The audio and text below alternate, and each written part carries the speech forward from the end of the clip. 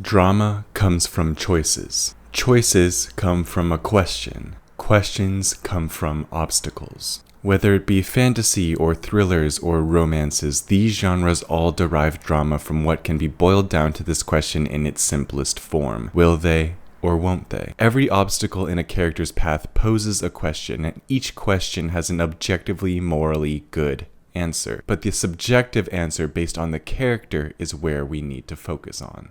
To put it simply, the audience understands that the objectively good choice between the lottery tickets and the bread is the one with the less risk and direct aid to these characters' problems. But the subjectivity of the homeless allows us to understand why they choose the objectively bad choice, even if the audience already knows the answer to the posed obstacle or question, and can predict the outcomes of the story, plot, or character arcs. Tragic drama will still arise when the audience knows these characters shouldn't make such a choice, but understands that they will because of their past desires and personalities. There are many reasons why Squid Games is so riveting to watch. I don't know what the fuck are you talking about. But I think the genius of Squid Game Season 2 comes from this new rule introduced at the beginning, where every player gets to vote on whether to stay and keep playing or leave with the split money after each game. The absence of such, as seen in the first season, created a feeling of hopeless finality.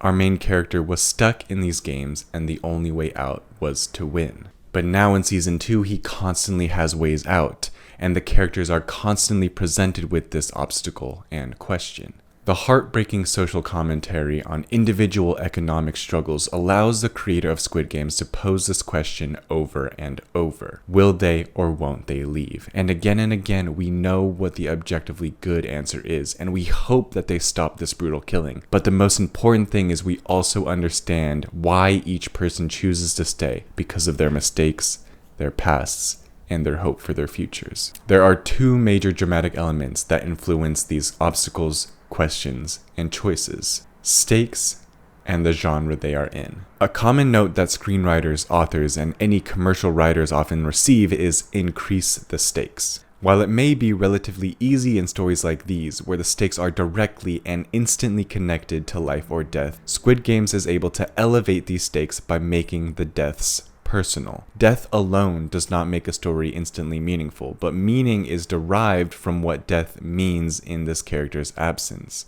whether that affects their noble personal goal or the people around them, their children, their parents, their loved ones. Raising the stakes means taking away all that the character has worked for and all they want to achieve, metaphorically causing the death of their personal drive. Whether that be getting shot in the head or being ostracized from, say, the high school basketball team, storytellers need to make it matter to the character, and then it will matter to the audience. The recent popularity of what I'll call the twisted game subgenre in fiction has come about because it constantly allows the writers to keep the stakes high and pose dramatic questions with each new rule or game. The question of will they or won't they is asked each time a new situation is presented to the character, and the power of this subgenre allows the reader to keep introducing appended rules, new games, and character betrayals. A way to visualize this journey is to think of the progression of stakes as a ladder with nails on each rung. The character is trying to climb said ladder, their desires at the top.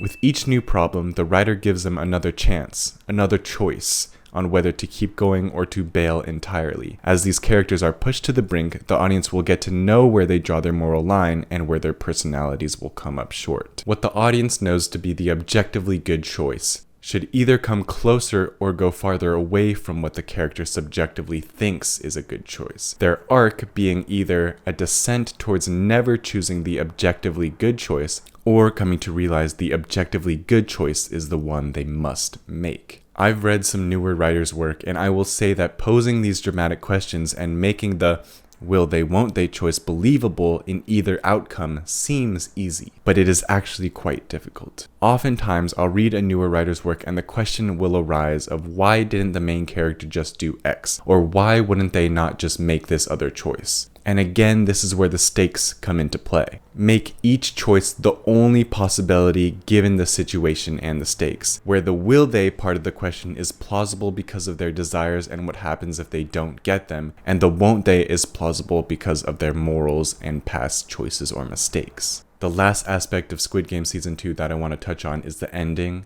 what I didn't like about it, and how it all connects to this dramatic question. Because we've seen this trope many times in fiction before, I'm going to refer to the last episode by its trope, which we'll call Storming Olympus, as seen in Catching Fire when they break from the games, or in Red Rising when Darrow literally storms Olympus. But the strength of this trope relies upon the belief that these characters can succeed, despite whether they do or not. And this is where Squid Game's Storming Olympus falls flat for me. There were so many opportunities and characters and conflicts set up that could have lent the audience this belief that our main character could succeed, but none were used, thus leading to a finale that never felt winnable. Finales pose a question slightly different from the other choices throughout the story. Because we've been able to build up these characters and their journeys up until this point by asking will they or won't they in terms of their personal ability, now we are asking will they or won't they in terms of their overall success in achieving their goal. Our characters are at the top of the ladder.